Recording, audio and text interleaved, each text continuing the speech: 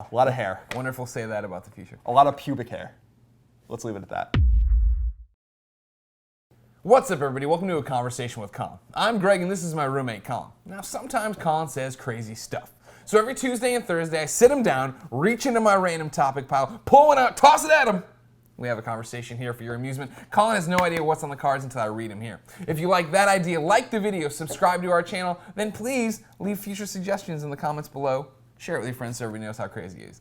Colin, are you ready? Yes. Today's topic of conversation is pennies. Pennies. This is submitted by currency? Kyle Burton. Yeah, what are these? Or women named Penny. No, not Penny Marshall. She gets off today. Let's talk about women named Penny. Pennies. We're talking about the pennies, the little copper deals with Abraham Lincoln on them. What are these things' problem? What's the Pennies suck. Yeah. Nobody wants them. Nobody needs them. Yeah. So what are you asking me about? You seem to give an answer already. It's a conversation with you. What do you think of pennies? Where are you with me on all penny fronts? When can we eliminate pennies? I'm assuming Kyle Burton would also like pennies eliminated. Yeah, I mean, unfortunately, the getting rid of the penny, the discussion around getting rid of the penny is old. Yeah. And it's unfortunate because it has to do, it's a sign of an unhealthy economic system, an inflationary economic system, which is a shame in its own right. Do I like pennies? No, I think they're cumbersome and annoying. Psychologically, on the American consumer, it might be a little troubling because no more will you find the $7.99 deal, or the $7.93 or the weird ass Walmart prices or whatever. Yeah. Everything. Watch out for falling prices. These people, the people that want to get rid of the penny, there's really two schools of thought, that you get rid of a lot of lower coin currency or you just get rid of the penny. And either way, like, that kind of changes the dynamic of how you price things. Mm-hmm. So that's an entirely different conversation that comes from getting rid of the penny. Is not just getting rid of the penny and like collecting them all and just getting rid of them.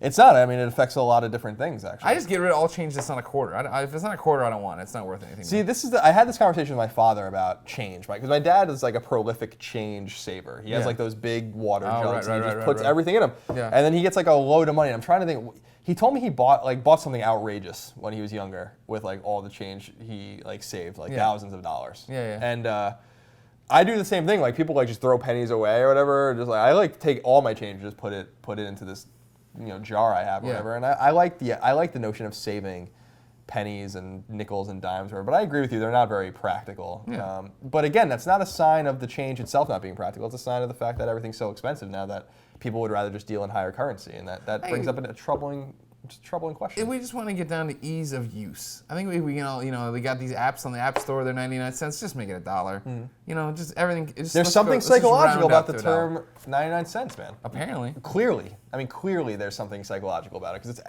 everywhere. It's on everything. Yeah. This isn't $3, it's $2.99. This album isn't $14.99 or $15, it's $14.99. Yeah. It's like, there's something to it. There's clearly something to it, or no one would do it. You know what I mean? Yeah. But getting rid of the penny, sure. I mean, if that's what makes you happy, but then you have to consider the greater question of inflation and why these things are happening and why the penny is worthless now. Yeah. It wasn't always worthless. Yeah. It wasn't worthless even when think about when our parents were young. They had penny candy, penny savers. They it's unfortunate. It's a sign of of what's happened to our money. I think money's just money. We all can think. We're all smart enough to think it out. $15 is $14.99. Fine, just make it 15. Yeah. Yeah. I wonder what the repercussions of that to the consumer in terms of, will they, the sect of people that are subconsciously being affected by the $14.99 that might not buy it at $15. Well, that's their own problem. They'll get used to it, or they'll get old and die. It's time for the old people to get out of the way, Colin. Let's let the younger generation move on up. Okay. That's fine. That's very dark and dire. dire. Yeah, well, it's the time. It's really what right it is. Yeah, it's the time for the old people. And the sign of it is the penny. Yeah, the penny is that's the tipping point. We've reached it. I agree that the penny is strange and worthless or whatever. Although, isn't there something very satisfying about having exact change at the same time? Like, it's a novelty. It's one of those things like, oh wait, I think I have that. Oh, there it is. So I had this. But then it usually comes down. It's 23 cents. I'm like, here's 25. You want the 2 pennies? Nope. So put them in the little penny thing. No, take a penny, leave a penny. As a kid, that confused me. I never understood that. I was like, how can you take a penny and leave a penny? That doesn't make any sense. Then I grew up. Oh, okay. I had this wallet for a really long time that had sentimental value to me.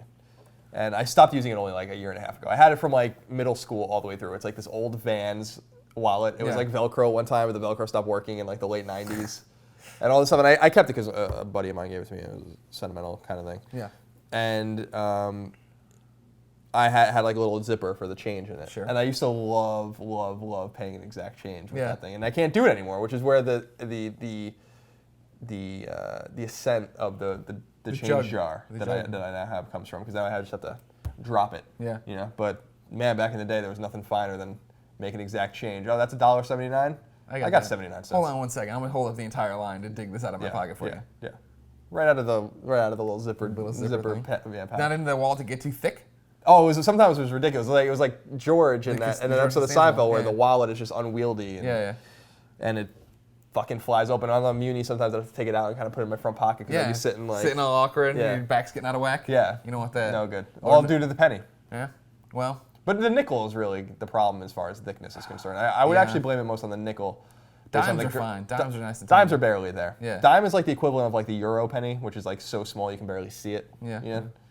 Well, the real question too is who came up with this idea that the penny, which is worth 1 cent, would be okay, the nickel's bigger, but then the dime is smaller? Yeah. Like whose fucking brilliant idea was that? I don't know. Was it added later, you think? Maybe. It seems like something you'd know. Oh, I don't know the history of the currency very well. Okay. You might be right about that. Yeah. But even if it was added later, it's like the penny and then the nickel and then the quarter. Yeah. So there's like a space in between. Yeah.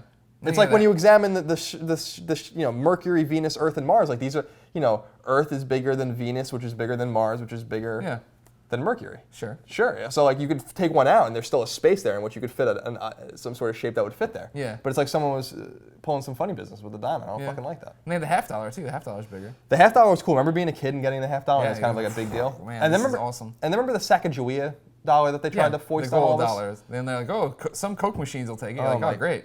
Then many didn't. I have to like convince people to like take when I had them. Like if you used to buy like tickets like on the Long Island Railroad or an MTA in New York City, like, and you put in like a $20 bill and you got like $15 back, it would give you fucking 15 Sacagawea coins. And that's how Bart does it too, I think, or used to at least. And then you like, what are you supposed? And then I go to like McDonald's and like the woman's like looking at it, like I promise that's $1. Like I swear to God, I'm not fucking pulling one, fast one on you. Fuck. Remember silver dollar pancakes? Yeah, I remember silver dollar pancakes. They still exist. I know, we used to make fun of them because we'd watch like Cinemax porn, and there'd be like, once in a while you'd get that girl with the silver dollar pancake nipple. Oh, you like that? Like no, we're like, that nipple looks weird. That's not like we're like the hot nipple that covers like half the breast. Yeah, we're a bunch of little kids watching porn here on Cinemax. We're like, that nipple doesn't look right. That's not what a nipple should look like. I mean, we don't know, but we're pretty sure. It's horrifying. Yeah. Well, that could be a whole other conversation about the first time we saw a naked woman. Okay. We'll save that. How many people out there were just going through like their friend's dad's Playboy magazine? Because that was totally normal to me when I was a kid. I remember we stole Mike Boylan's brother's Playboys that he had or whatever, and then Mike Boylan, I think, sold them to us. That's how we did it. That's what's up. Yeah, that's what's up. He was an entrepreneur. I'll leave you with this story that has nothing to do with pennies. Pennies, but has everything to do with Playboy magazines. Mm-hmm. I was a landscaper for like several years when I was in college or whatever. Yeah. And like working part-time and it was for the university. Like there was like a crew of like 12 dudes. They were like the fucking funniest guys ever. And we had this apartment that we like were given on campus to like rest and eat our lunch at and stuff like that. If it's like really cold and stuff, we would do like snow removal.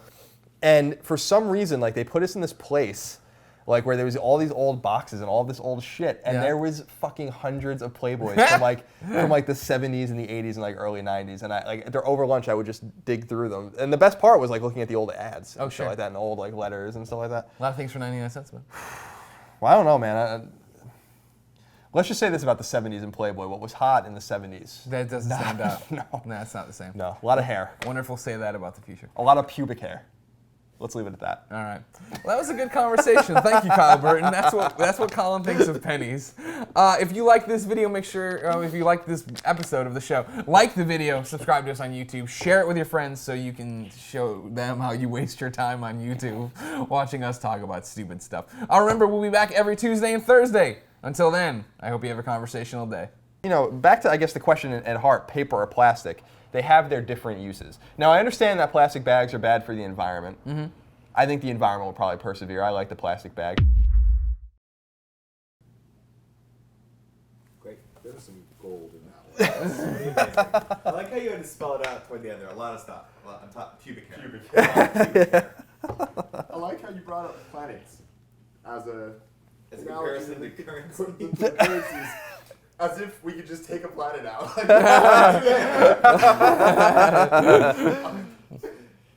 There was a planet in between Mars and Jupiter that's not there anymore. What happened to it? This is the asteroid belt now. I don't know. Probably collided with a planetesimal about 3 or 4 billion years ago. Fuck. Gotcha. All right. Yeah. Going into the next one. Final one.